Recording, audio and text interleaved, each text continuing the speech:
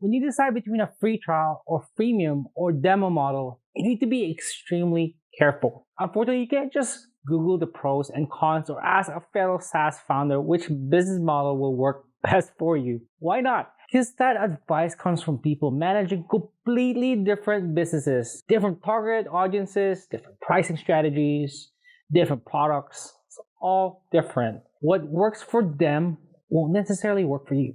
So in order to make the right choice, you need a decision framework to decide on whether a free trial, freemium, or a demo model will perform best for your business. And in this video, I'm going to arm you with everything you need to know when making a decision between using a free trial or freemium model. By the way, my name is Ramli John, Managing Director at Product Led, and I am super excited to share with you this decision framework Wes Bush has created. All right, let's talk about it. It's the MOAT framework that will help you decide which is the right model for your business. Each letter stands for something. First up is M, which is market strategy. It's your go-to market strategy, dominant, discrete, or differentiated. O stands for ocean conditions. Are you in the red or blue ocean business? The third is A, which stands for audience. Do you have a top-down or bottom-up marketing strategy?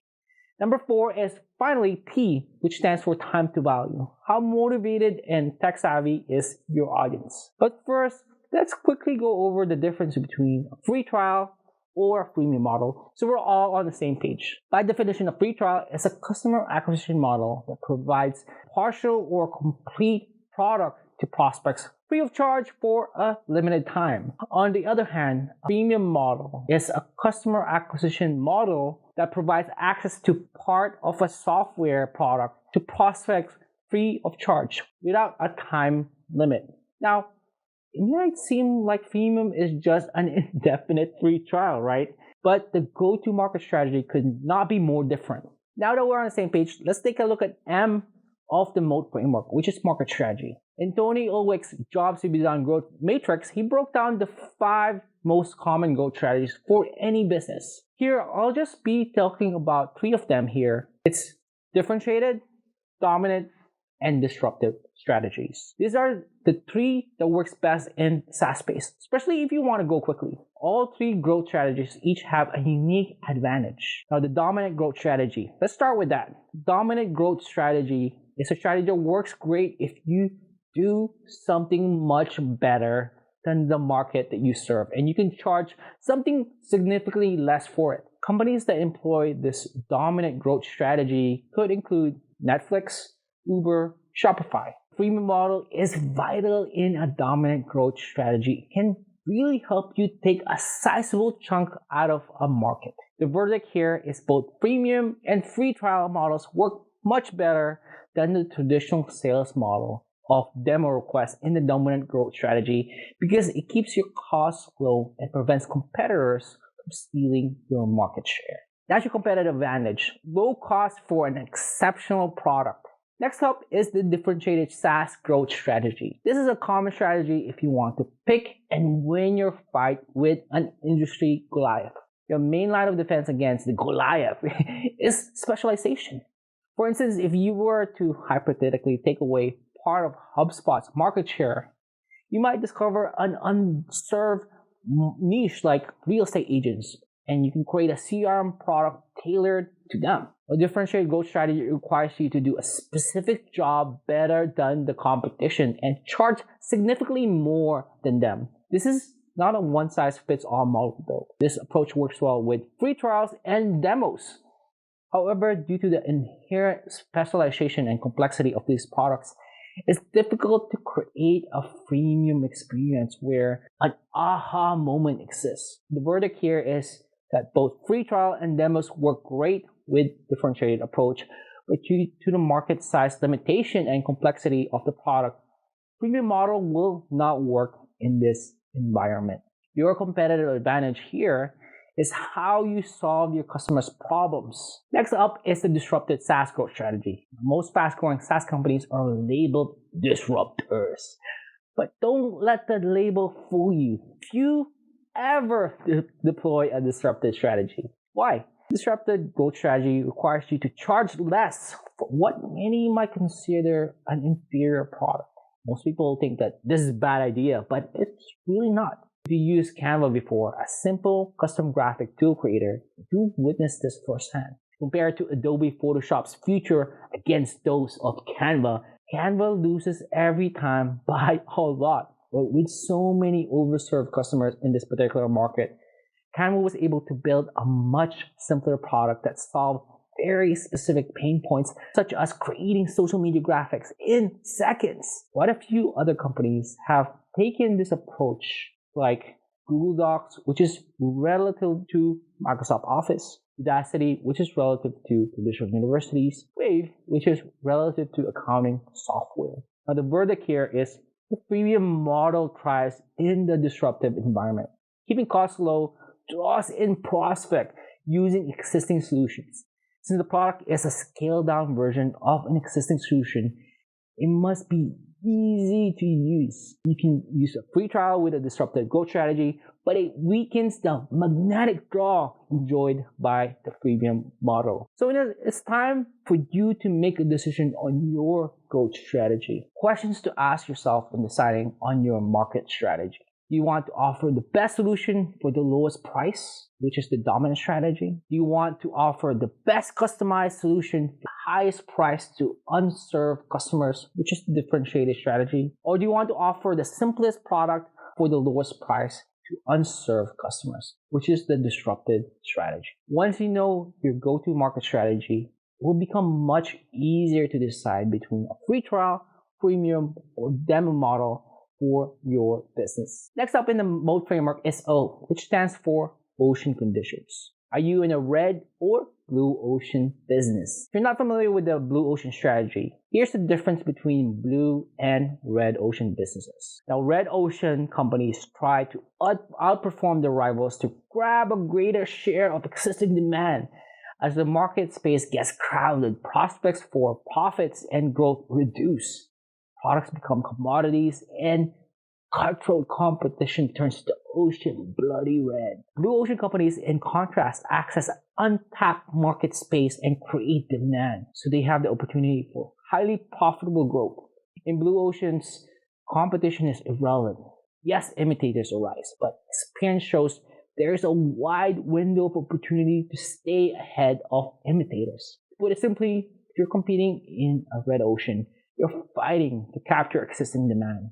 Whereas in a blue ocean, you're creating demand. Why does this matter? Now, if you're creating demand, there's often a heavy learning curve. You need to educate the market on why your new way of doing something is better. That's a real challenge. If you start in a blue ocean with a completely no-touch self-service model, people won't understand how your product helps them.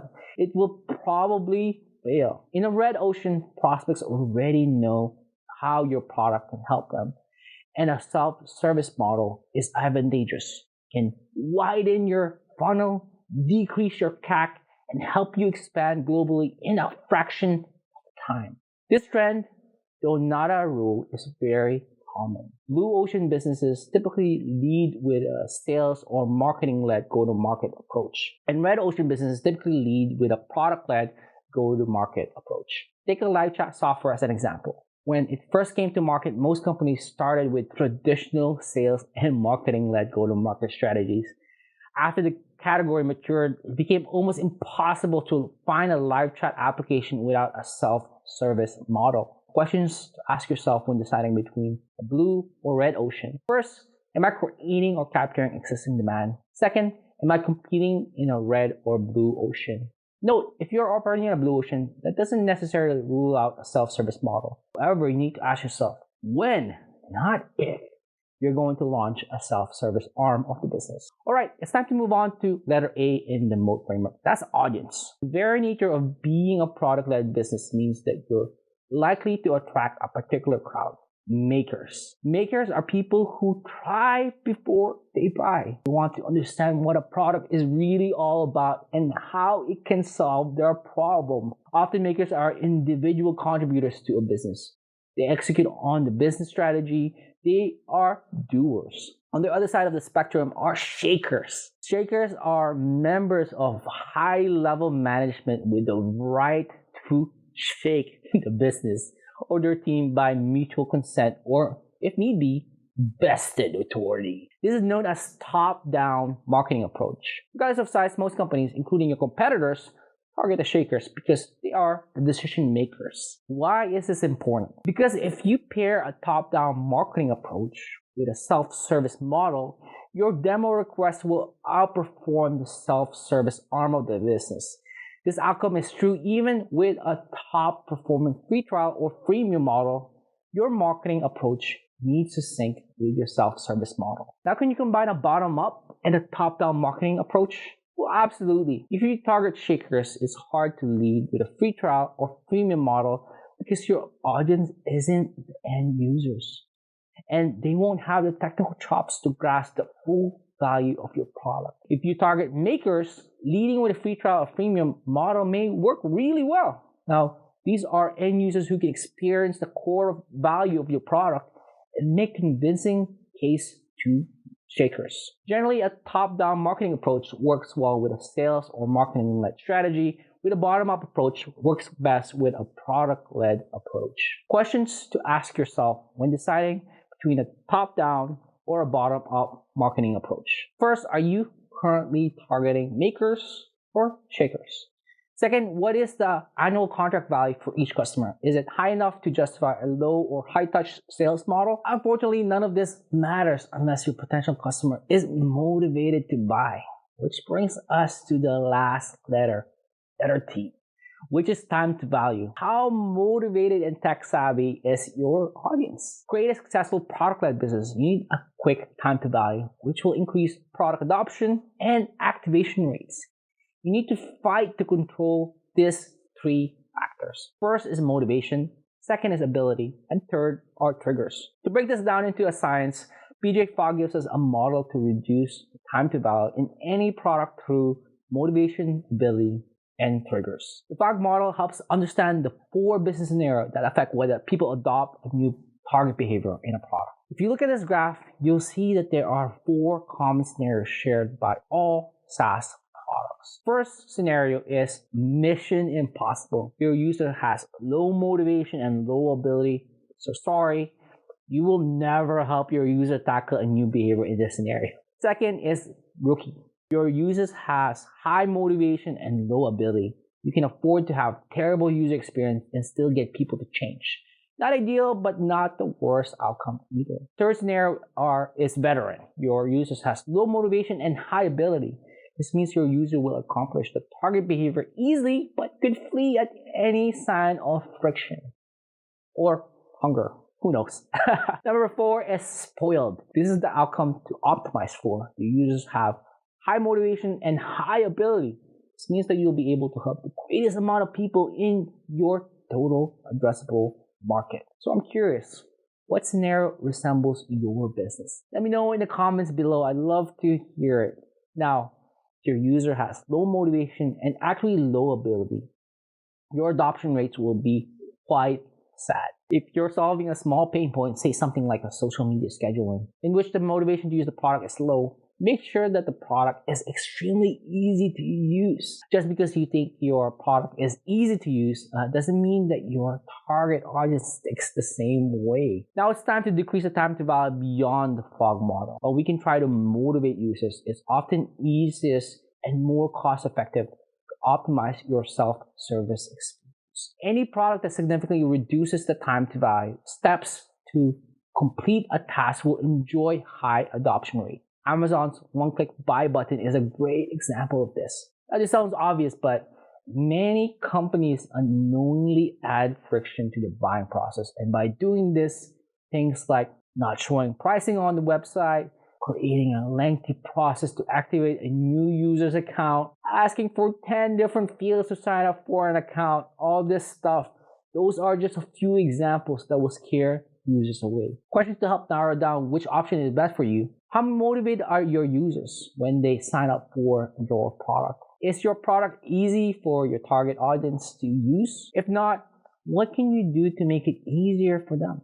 Are people able to experience the core value of the product without hand-holding. So is it possible to have a freemium or free trial hybrid strategy? Well, absolutely. There are several common ways to employ a hybrid strategy for your SaaS business. First example is when you launch a new product. When you're an established business and you want to de-risk your business, launching a new self-service product might be a solid option. This allows you to experiment with a product to see if the model will actually work for you. Second example is to go freemium with a trial at the end. If you have a product with lots of features, the strategy can work great. As long as your freemium version is viable, you can layer on free trial upgrades within the freemium product. HubSpot has been doing this successfully for a while now. When you sign up for the free marketing and sales tools, you get immediate value from the product.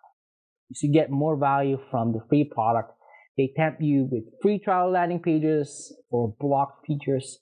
This is great because it allows the users to experience the new feature for a limited amount of time before upgrading. The third option is to start with a free trial and follow with a freemium. If you don't convert at the end of the 30-day trial, you can prompt users to use a free tool.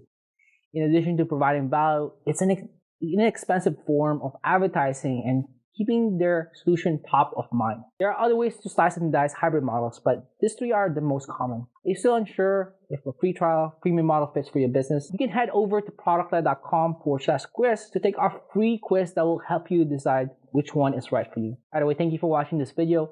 That's it for now. My name is Ramli John at Product-Led, and if you want to watch more videos like this, become great at product-led growth, don't forget to hit the subscribe button below. Alright, see you in the next video. Bye.